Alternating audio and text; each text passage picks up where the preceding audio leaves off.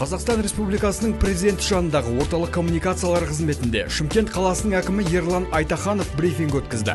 Мегаполис басшысы ағымдағы жылдың 11 айында қаланың әлеуметтік-экономикалық дамуы мен мемлекеттік және салалық бағдарламалардың орындалуы жөнінде ақпарат берді. Еліміздің жетекші бұқаралық ақпарат құралдары өкілдері қатысып, шымқала өміріне қатысты маңызды мәселелер мен қазіргі кезде тұрғындар тарапынан қолдау тапқан тақырыптарды сауалдарына тізіп, тұшымды жауап алды. 2019 жылдың 11 айында қаладағы өнеркәсіп өнімі 16,4%-ға, ауыл шаруашылық өнімі 5,5%, пайдалануға берілген тұрғын үйлер көлемі 15,3%, бөлшек сауда көлемі 7,1%-ға артқан.